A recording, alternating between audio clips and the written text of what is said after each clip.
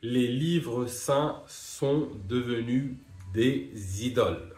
Cette vidéo risque de faire mal aux oreilles, mal au cœur à certains acteurs, certains religieux, certaines personnes qui sont dans une croyance religieuse et spirituelle. Mais je vous garantis que les religions qui sont venues pour la plupart nous rappeler qu'il faut se libérer des idoles pour adorer le vrai Dieu unique, l'outil même censé être une voie de libération est devenu l'idole adorée par les croyants. On va en parler dans cette vidéo.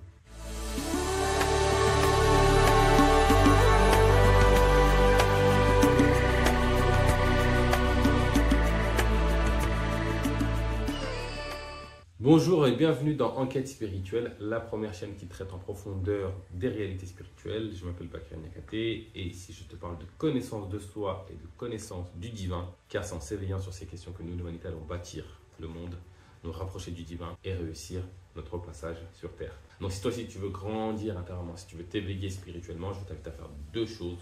Premièrement, tu t'abonnes à la chaîne, tu actives la cloche pour être sûr de ne pas rater les vidéos profondes comme celle-ci que je partage chaque semaine. Et deux, va dans la barre de description et mesure ton niveau de conscience. Tu vas y trouver un quiz gratuit qui va te permettre de mieux te connaître et surtout trouver des voies pour grandir en conscience. Tu vas même y trouver un guide complet sur les 7 niveaux de conscience. Alors, fais ce premier pas vers l'éveil. Rentrons à présent dans le vif du sujet. Les nouvelles idoles des temps modernes, les idoles cachées, les livres saints. En ce moment, comme vous le savez, je participe beaucoup à des débats religieux, interreligieux, etc., etc.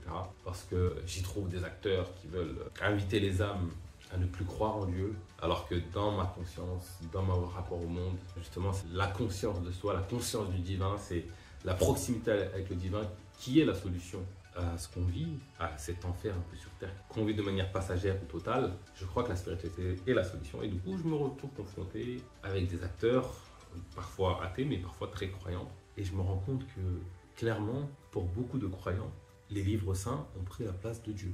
Quand je suis dans ce genre de live, par exemple, je ne vois pas des humains discuter. Je vois des livres discuter entre eux. Tel sourate, tel verset, tel chapitre, tel psaume, tel truc. Lui, il dit ça. Et toi, mon cher ami, ta personne, ta conscience, ça a une valeur ou ça ne vaut rien? Quelle est l'estime que tu as de toi-même? Dieu nous envoie des prophètes, nous envoie des méthodes, des moyens de nous libérer de toutes nos idoles afin qu'on adore le seul et vrai Dieu unique. J'ai fait une vidéo là-dessus d'ailleurs, si tu ne l'as pas vu, je t'invite à la voir. Pourquoi est-ce si grave pour Dieu qu'on ne se trompe pas de Dieu et qu'on adore une idole? Pourquoi c'est grave en spiritualité, en religion? Ça va permettre de compléter cette vidéo. Et donc, Dieu nous guide pour qu'on se libère des idoles. Et comment est-ce que je constate? C'est qu'à peine de tourner, on s'est créé une nouvelle idole, les livres saints. Parce que tu peux poser la question à des croyants. Fais le test autour de toi, dans ta vie, avec tes amis, avec toi-même. Qu'est-ce que tu deviens si tu n'as plus de livres saints? Qu'est-ce qui reste de toi? Comment tu vis ta vie? Quel sera ton rapport au monde? Quel sera ton rapport au divin? Est-ce que si demain je te retire ton livre saint, ton rapport au divin a disparu ou il est toujours là? Car je te garantis que quand je pose la question, quand je creuse, je vois l'attachement profond que les humains ont envers ces livres-là et je vois la valeur que ça a dans leur vie. Et je comprends cette valeur parce que c'est un levier vers la connaissance de Dieu, c'est un levier vers le retour à soi, vers le rappel du divin, vers l'éveil spirituel. Il y a des sagesses profondes dans les livres saints, même si bon, on sait qu'avec l'histoire et le temps, ça a pu perdre de sa substance. Il reste aujourd'hui de la valeur dans chaque livre saint. Et donc, un outil qui m'a aidé, qui m'a accompagné, effectivement, c'est facile de passer d'une boussole qui m'aide à trouver ma direction à une idole que j'adore. Aujourd'hui, beaucoup de personnes ont transformé la boussole qui guide vers Dieu en une idole qu'ils adorent et qui fait le là de leur vie. Je pense que peu de personnes me contrediraient lorsque je prétends que les livres saints, que ce soit en islam, que ce soit dans le judaïsme, que ce soit dans le christianisme, le catholicisme, puis pourquoi pas dans d'autres religions, les Védas, etc., etc. Beaucoup d'humains, leur vie dépend de ce qui est écrit dedans.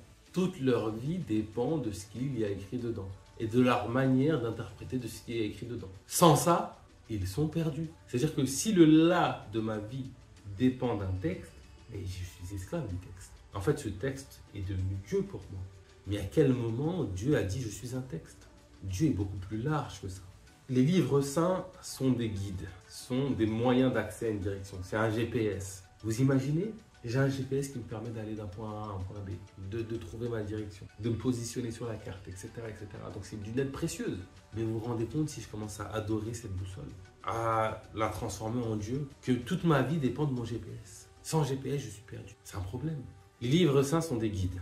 Tout guide, quel qu'il soit, que ce soit des trucs vraiment mondains comme professeur de lettres ou universitaire, que ce soit professeur de tennis, dans le sport, dans l'accompagnement, peu importe le domaine, une personne qui te guide d'un point A à un point B, un guide qui t'amène quelque part, à un moment donné, tôt ou tard, la personne guidée doit se libérer du guide.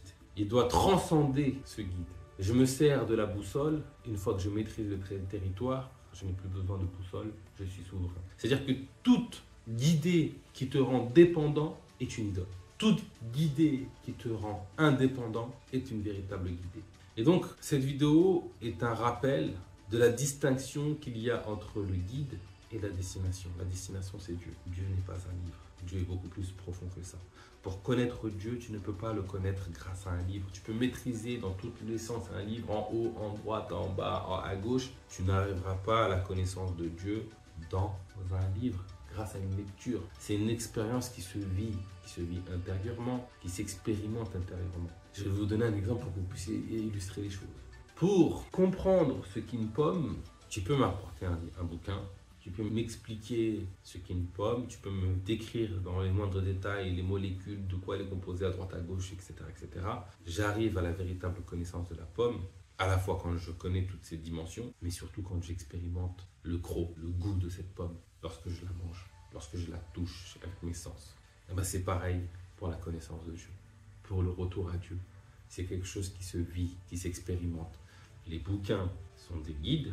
Ça te met sur la voie. Les pratiques spirituelles sont une guidée qui te met sur la voie, mais ce n'est pas une finalité. Un vrai savant de Dieu n'est pas quelqu'un qui maîtrise toutes les lignes et tous les détails ou qui a tourné le livre saint dans tous les sens. Un vrai savant de Dieu, c'est quelqu'un qui a expérimenté la connaissance de Dieu en lui-même, à travers son expérience intérieure. Intérieur, extérieur, en réalité, c'est pareil. Mais c'est plus quelqu'un qui a vécu en Dieu, qui connaît Dieu, que celui qui maîtrise un livre par cœur. Changez votre rapport au texte. Remettez les choses à leur juste place. Les textes sont une guidée, c'est précieux. Dieu, sa proximité, sa connaissance, c'est une expérience. Si tu veux vraiment te libérer de cette idole, il va falloir que tu prennes un peu de distance, que tu changes ton rapport au texte. En tout cas, c'est une invitation que je vous fais. Car tant que tu seras esclave d'un texte, tu seras en contradiction avec ce à quoi t'invite le texte. Tu seras en contradiction avec ce à quoi t'invitent tous les saints, les prophètes qui sont venus nous apporter la lumière, la guider vers Dieu. Car effectivement, ces bouquins sont des idoles pour beaucoup d'hommes. Et quelque part, tu peux te dire, mais pourquoi Dieu n'a pas trouvé un moyen plus efficace, plus efficient pour éviter qu'on tombe dedans? Je pense que le divin, à travers ses intermédiaires, les saints, les prophètes, etc., était conscient que beaucoup d'humains risquaient de tomber dans l'idolâtrie de la guider. Et qu'il a quand même pris le risque. Car une des lois qu'on peut observer dans la vie, c'est que le risque est proportionnel au gain. Et donc, le divin prend ce risque de nous présenter ses vérités à travers des moyens, en conscience que ça risque pour certains d'être esclaves un peu de ces bouquins et d'être dans l'idolâtrie de ces bouquins, de placer ces bouquins à la place de Dieu, etc. etc. Mais aussi, ça aussi prendre le risque que certains humains se servent de ce guide-là et arrivent au divin. Et donc, même si sur 1000 personnes, il y en a un qui arrive au divin, le risque en vaut la peine. Le meilleur moyen de ne pas se tromper, le meilleur moyen de ne pas tomber dans l'idolâtrie, c'est de se revêtir du vêtement de la sincérité. Soyez sincères dans votre chemin vers Dieu, dans votre quête spirituelle. Et je vous garantis que par cette posture, vous arriverez à la finalité, qui est la connaissance du divin. Et si on reste sur le thème de la vidéo, le fait de se libérer de toutes les idoles. Car effectivement, même si on a l'impression d'être sur une voie solide, souvent la corde la plus proche du divin peut devenir l'obstacle. C'est-à-dire que l'outil même qui est censé te rapprocher de Dieu devient ton obstacle au divin. Le livre saint, qui est un moyen d'aller vers Dieu, devient l'obstacle qui te coupe de Dieu. Et c'est un peu cet obstacle-là que j'aimerais lever par cette vidéo, afin que vous preniez conscience que c'est bien d'avoir un GPS, mais adorer le GPS, ça devient un vrai problème. L'idée, c'est d'adorer le vrai Dieu unique et de se servir de ce GPS pour le connaître et se connecter au divin. Donc voilà, c'est tout pour aujourd'hui. Si cette vidéo t'a plu, comme d'habitude, pouce bleu, ça aide beaucoup la chaîne. Ça aide beaucoup la chaîne.